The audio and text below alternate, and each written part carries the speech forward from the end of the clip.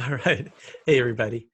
So, this is what I'm thinking about. I'm remembering when I was in high school and I did a group project and it went really well and everybody did all their work. And I'm remembering another project in high school where some people flaked and I had a flaky group. So, I guess that's a pretty common experience to have, both those situations happen. And it brings up the point that groups are not always perfect and that sometimes they almost feel almost perfect sometimes.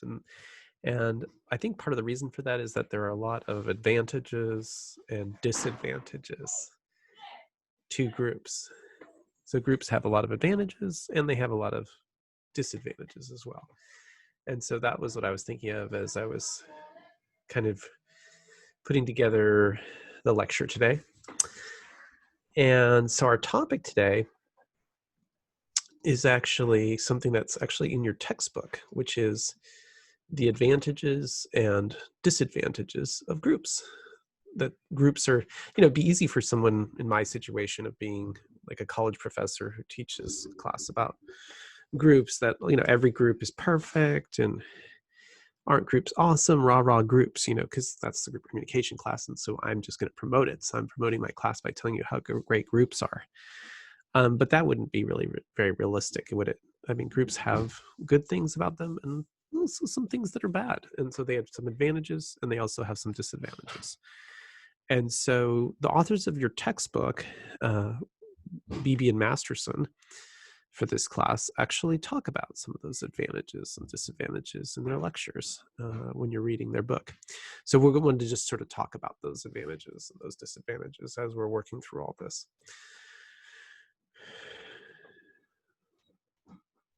So let's start with advantages. Let's start with the positive, the good things about groups. And we'll just sort of talk about the things that, work about groups.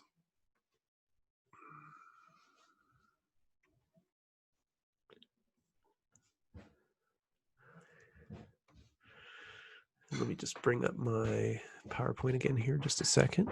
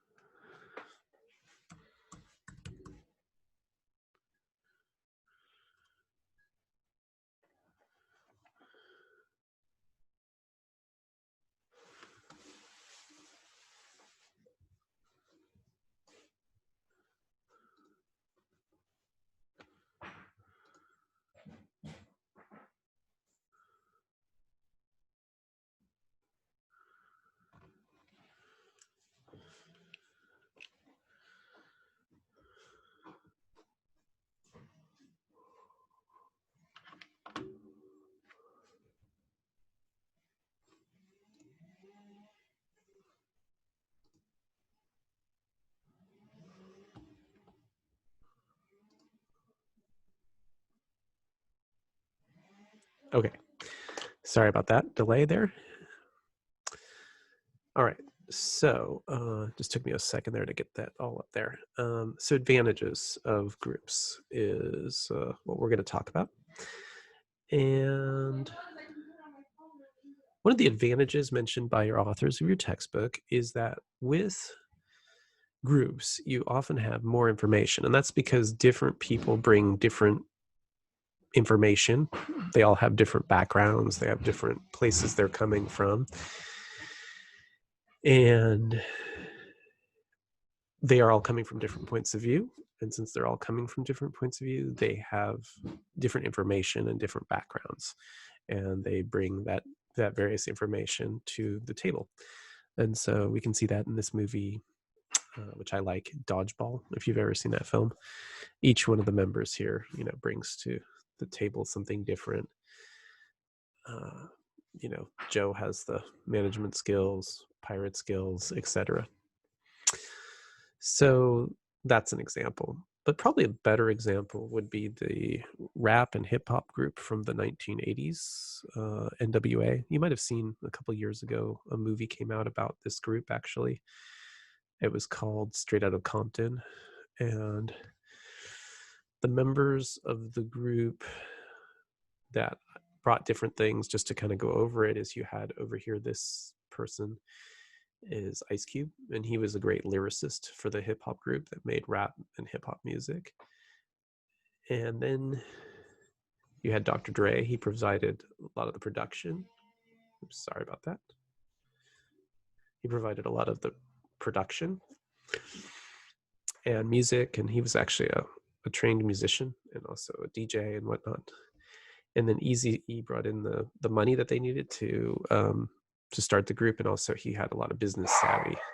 And then there's two other members, Yella and Ren. They brought in their own skill sets as well. So yeah, so each one of them brought something different to the group, and that made it a great group of hip hop. And if you listen to the records, you can kind of see how each person contributed something different. Or if you watch the movie Straight Outta Compton, you can see that.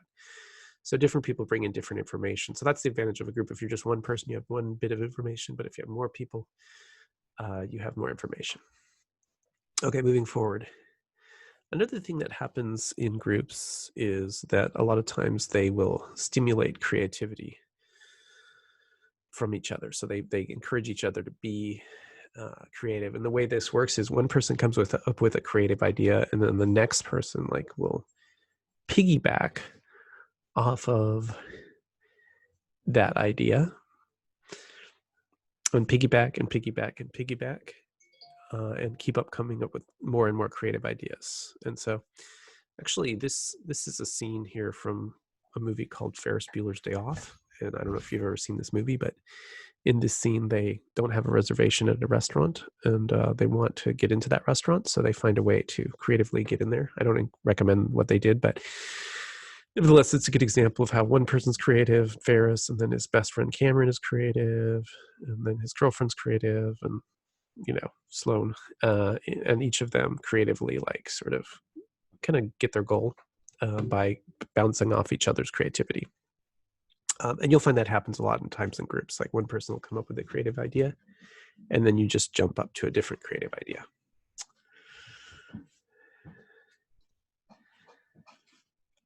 Another thing that happens in groups is that we remember what you actually discuss. A lot of times you can get kind of stuck because you forget that you already discussed something or decided on something. And here in a group, you can remember that you already decided on something and then move on to the next point. And you can see this actually in this scene here from Pulp Fiction, where Sam Jackson and John Travolta are talking. They're basically debating what's an unreasonable punishment for someone who maybe doesn't show much loyalty, I guess you could say. And then when they get stuck, they remind each other, hey, we already decided and agreed on that point. Let's move on to the next point. So if you ever see that scene, you can see what I'm talking about. Excuse me. All right, next up, there's more satisfaction with the decisions. So if people are actually getting to say their opinion, and then the decision incorporates their opinions, then they have more satisfaction with those decisions. And this is actually a scene from Fight Club with Brad Pitt. And that's a good example of a group that, where everybody was sort of involved in deciding how things would go. And, or at least when they were involved, that's when they felt the highest level of commitment to the new group, the Fight Club, if you will. Not that I'm encouraging you to join a Fight Club or even talk about Fight Clubs. Yeah. This is a great movie if you've never seen it. All right. Also, another thing that happens in groups is you have a better understanding of yourself. Now, you might think that a lot of times people are like, I have to be alone in a cabin somewhere to figure myself out. And I guess that's helpful as well. But another aspect of trying to figure yourself out is to kind of look at what other people say about you, because sometimes you can be sort of blind to seeing yourself. or you can be sort of biased, I guess, and others can sort of see you and point things out. And so, for example, they can point out that you've made a mistake and that you keep making the mistake over and over again, which is at some point, if you keep making the same mistake over and over again, it's not a mistake. But they can recognize that, whereas maybe you can't recognize it. So others sort of see that in you. So you get a better understanding of yourself through groups as well. If you're all by yourself all the time, sometimes you get sort of caught in a silo. Okay, so obviously groups are awesome and you're ready to go like, rah, rah, rah, this is the end of the lecture. But in fact, there are also disadvantages of groups too. So groups aren't always like the best. And there are some disadvantages. And I mean, we always know about like things like disadvantages like, cults and dictatorships and peer pressure and all those things. So we're aware that there are problems with groups as well. So we're in fact, sometimes we hear more about the problems with groups than the actual like advantages of groups. So let's take a look then at what the authors of your textbooks refer to as disadvantages as well. These are the disadvantages of being in a group, and we'll talk about some of them. Okay, first off is this whole idea that there's a pressure to conform. So you have to conform sometimes in a group, and that conforming can be kind of a problem. You see that a lot in like sort of like movies like Heathers and Jawbreaker and Mean Girls. Those are all examples of where there's a pressure to conform that's not good. Although sometimes the pressure to conform, is debatable, right? Like in Twilight, the pressure to be part of the group that doesn't eat humans and is what they quote called vegetarian vampires, although they do eat like wild animals or drink the blood of wild animals. But there's a pressure to try to be like everybody else, and maybe you just want to be yourself. You don't want to, bow down to everybody else. And people also will conform to doing really bad things sometimes, like they'll conform to misogyny or dictatorships or maybe even genocide sometimes. So yeah, there's lots of examples of where the pressure to conform, like if something's not a good idea, people are just doing it because they're part of a group.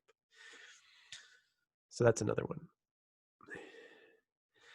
It's also possible that one individual may dominate, meaning they talk all the time and they sort of feel like they have to get their way all the time. And this is the example here is from Star Wars. Obviously Darth Vader, when he doesn't feel like he's getting his way, he can resort to violence. And that doesn't lead to a lot of critical thinking because, after this, the Death Star got blown up by Luke Skywalker. Spoiler alert. And so that could be, another thing. Also, sometimes in groups, there's a slacker factor that can be a problem. They rely on each other too much. They become slackers.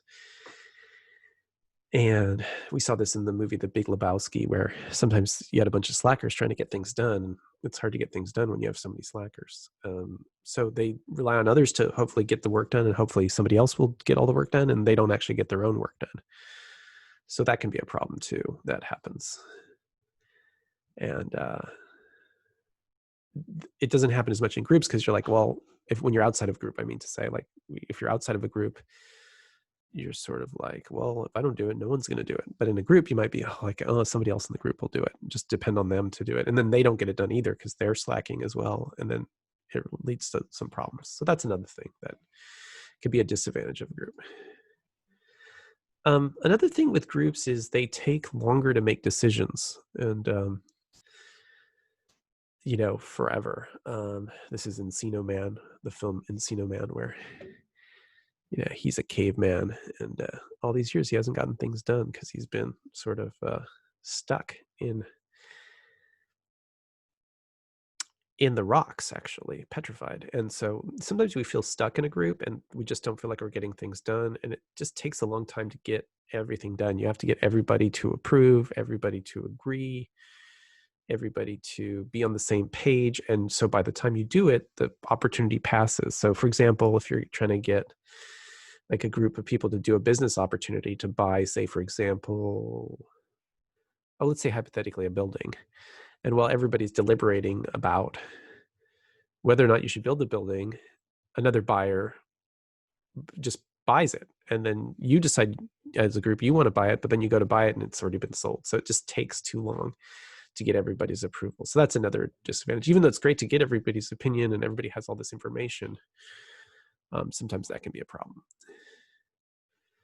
So yeah, the long and the short of it is there are advantages and there are disadvantages as well to groups.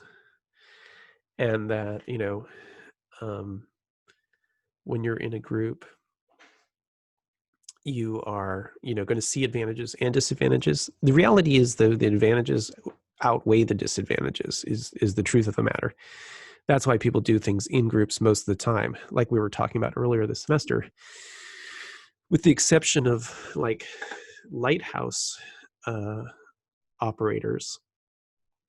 Most people have to work with a group, and so the reason that is because they realize there's these advantages to working in groups. They realize overall that there are advantages, and most of the great things that have been done in the world have been done by groups. I mean, there's a couple things that are done individually, great works of art, and some things like a painting maybe or something, but most things, like, whether it be the creation of the iPhone. I had a friend who was on the design team for the original iPhone. He was a programmer, and that's a product of many people working together, not just one person. We talked about movies, cars, almost everything is done in a group. So the advantages definitely outweigh the disadvantages, because you end up with more information, and then as a result of that, you end up with higher quality decisions. But we're often reminded of the disadvantages and when groups go wrong, and when things get very, very bad. Later this semester, we'll talk about, this movie called The River's Edge, which is actually about a true story about some teenagers, and where there was a murder, and they didn't report the murder. The group decided not to report a murder, which was not a good idea, not a good decision. And an individual probably would have just reported the murder right away, but they didn't. So we'll talk about that a little bit later when we get into our groupthink chapter. But so there are disadvantages, but the advantages of groups outweigh the disadvantages overall. And so as a result, we try to just learn to work with groups more effectively. And that's one of the things about this class, is that we'll learn how to, really work effectively in a group, since they're kind of an unavoidable aspect of life. And if you have any questions, email me. And you can also read about the advantages and disadvantages of groups in your textbook by Beebe Masterson as well. And yeah, let me know if there's questions, but have fun with groups, and know that there's no one thing. There are advantages and disadvantages. Thanks.